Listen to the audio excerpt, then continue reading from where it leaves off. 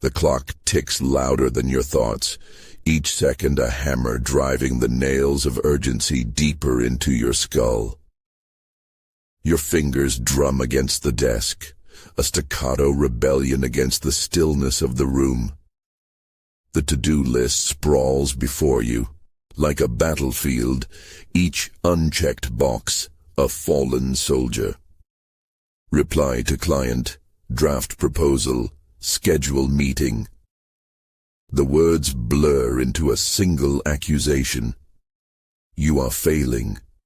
You close your eyes and exhale, summoning an old fantasy. The captain at the helm. The ship is yours, the wheel solid beneath your palms. The metaphor is comforting, flattering even.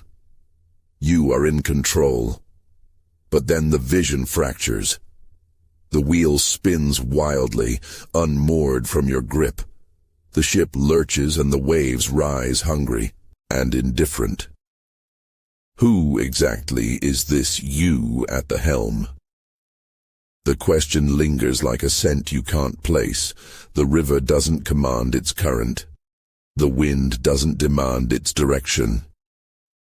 Even the captain, for all his bravado, is carried by tides older than his maps. So why must you? A notification chimes on your phone, another demand, another ripple in the water.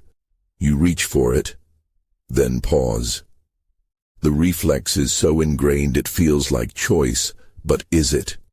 The hand moves before the mind decides. The breath comes and goes without permission. Somewhere beneath the noise, a quieter truth whispers, you are not steering. You are being steered. The illusion shatters like glass. The captain was never in control, only the sea was. The wheel was always spinning. The ship was always moving. And yet, the fear remains. If you aren't holding the wheel, who is? The clock ticks on. The list waits. The captain, it seems, was only ever a passenger. You stand before the mirror, hands braced against the sink, staring into your own eyes. The question rises unbidden, slipping past your lips like a confession. Who manages this life? For a moment nothing happens. Then, the reflection fractures, not in the glass, but in your mind. A cleaver comes down, severing you in two, the manager and the managed. One part of you stands rigid, clipboard in hand, barking orders. The other slouches under the weight of expectation, shoulders hunched like a scolded child. The division feels so natural you almost laugh. Of course, there's a boss inside you. Of course, there's an employee. But when you lean closer, the edges blur. The manager's voice sounds suspiciously like your own. The managed one's exhaustion is yours too. The knife that split them apart. Where did it come from? You press a finger to the mirror. Cold. Solid. Real. But the separation, it reflects. That's just a story. A breath escapes you, slow and unplanned. Who decided that rhythm? Did the manager command it? Did the managed obey? Or did the lungs simply rise and fall as they've done since your first scream in the delivery room? You try an experiment. Hold your breath. The manager tightens its grip. Now let go. Air rushes in, not because you permitted it, but because the body knows what it needs. The so-called controller is just another thought, floating in the stream it claims to direct. The mirror fogs with your next exhale. For a heartbeat, the fractured image softens into wholeness. Then the mind lunges back in, desperate to redraw the lines. This is you. That is you. This one is in charge. But the truth is simpler and stranger.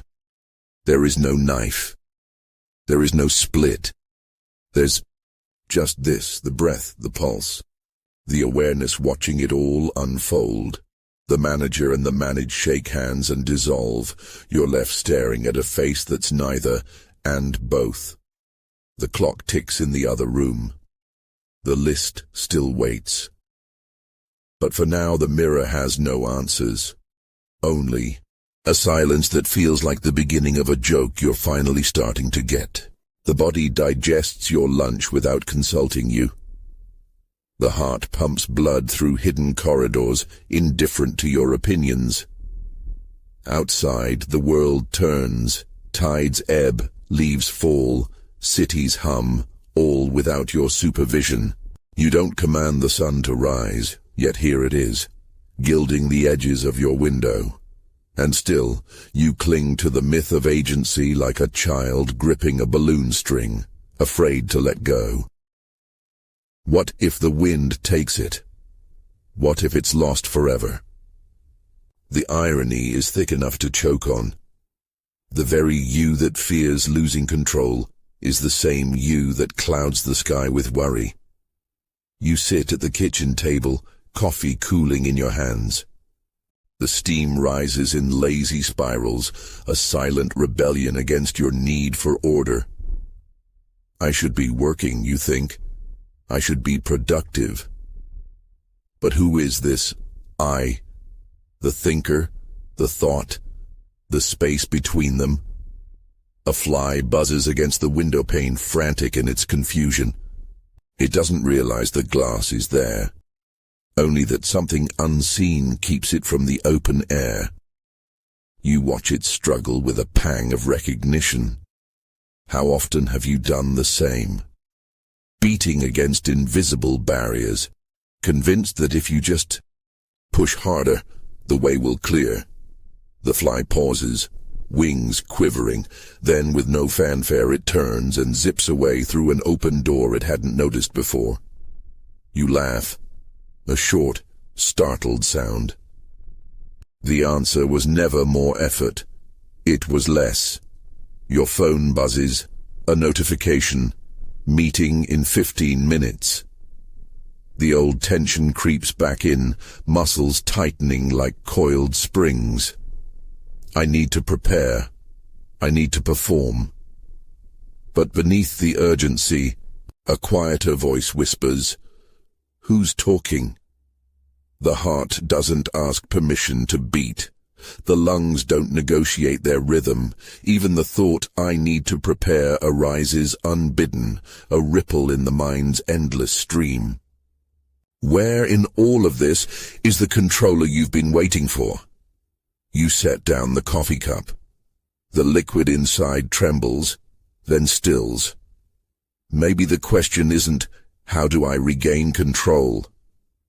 But, why do I believe I ever had it? The mirror from this morning flashes in your memory, the way the reflection fractured and blurred. The manager and the managed, both phantoms. The knife that split them, imaginary. You take a breath. This time, you don't pretend to own it. Somewhere beyond the window, the fly disappears into the sky. The world turns, and you, whatever you are turning with it. Your shoulders ache from carrying an invisible weight. It presses down like a sack of stones, each one a should, a must, a what if. You've grown so used to the burden that its absence would feel like falling. The plans you crafted with such care begin to unravel. The meeting runs late, the client changes their mind, the train you counted on stalls between stations. You white-knuckle the reins, but the horse bolts anyway, dragging you through brambles of contingency and chaos. The illusion of control shatters, like glass underhoof. Fatigue whispers in your ear, its voice hoarse from years of neglect. What are you protecting? You don't answer. You can't. The question unravels something in your chest. The tighter you grip, the more life slips through your fingers, like clutching water. You schedule joy, ration rest, measure success in ticks of a clock that never pauses to ask if you're keeping up. The weight shifts, digs deeper. You adjust your posture, redistribute the load. It doesn't help.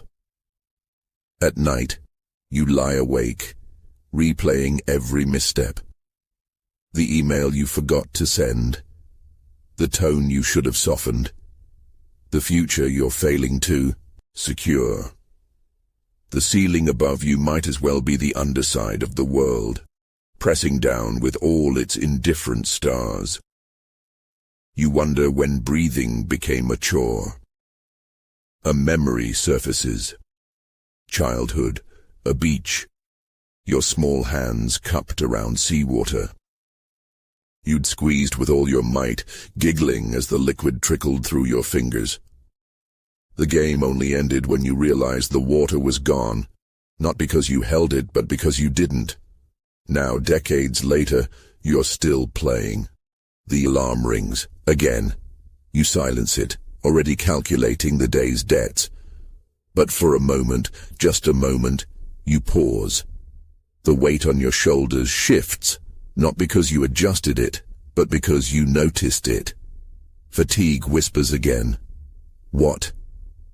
If you put it down, the question terrifies you. Without the weight, who would you be? Without the struggle, how would you know you're alive? But the ache is real, the exhaustion is real, and the water, no matter how hard you squeeze, keeps slipping away. Somewhere, beyond the plans and the pressure, a truth hums softly. You are not the holder. You are what's being held. The weight doesn't disappear. But for the first time in years, you feel it. Really feel it. And in that acknowledgement, something cracks. Not the world, not the plans, just you. And maybe, just maybe, that's where the light gets in. The riverbank is damp beneath your palms as you crouch low, watching. A single leaf, golden at the edges, veined with the memory of summer, detaches from a low-hanging branch and spirals into the current. It doesn't fight. It doesn't hesitate. It simply lets go, turning lazy circles as the water carries it away. You envy its surrender. The river doesn't argue with its bends. It doesn't rage against the rocks that slow its path. Over centuries, it wears them smooth, not through force, but through persistence, a quiet knowing that the shape of things will change in time. The water doesn't ask, "Am I going the right way?" It doesn't fret over missed turns or lost opportunities. It moves, and in moving, it finds its course. A knot tightens in your chest. I should be more like that. You think, and immediately the irony stings. Even your longing for surrender has become another should, another item on the invisible list you can't seem to discard. You pluck a blade of grass and toss it into the current, half expecting it to resist. It doesn't. The water cradles it, carries it, and within seconds, it's indistinguishable from the rest of the flow. What if your anxiety isn't a call to steer harder, but to notice you're already floating? The question lingers, soft as the ripples spreading from where the grass disappeared. You've spent so long bracing against the current, kicking, thrashing, exhausting yourself in the belief that stillness means drowning. But here, now the river offers a different truth. You don't have to swim to stay afloat. The leaf is gone now, swallowed by the gentle curve downstream. You rise, brushing dirt from your knees, and for the first time in weeks, your breath comes. Easy. The river's voice is a murmur against the rocks. You are not the captain here. And strangely, the thought doesn't terrify you. It feels like permission. The dance begins when you stop leading. You stand at the water's edge, toes curling into cool mud, as the river hums its ancient tune. No more should. No more must. The current's quiet intelligence needs no instruction. It has carried leaves and kings and entire civilizations without once asking for a map. A laugh bubbles up, sudden and unbidden. The old illusion cracks like thin ice underfoot, as if a wave could command the ocean. How many years have you spent thrashing against the tide, convinced that effort alone could carve the riverbed to your liking? The water laughs with you, its ripples shimmering with silent mirth. You kneel, letting your fingertips break the surface. The cold shocks your skin, then fades into something softer, an embrace, not a demand. The river pulls gently, inviting your hand deeper. For a heartbeat, you resist. Old habits whisper, what if the current takes too much? But the water doesn't grab, it doesn't force, it simply is. And in its presence, your fingers uncurl like petals at dawn. A dragonfly skims the surface, its wings casting fleeting shadows. You watch it zigzag, not lost, but perfectly attuned to some inner compass you can't see. The thought arrives like a leaf landing upright. You've never been steering, you've only been pretending to. The revelation should terrify you. Instead, it lifts a weight you didn't know you carried.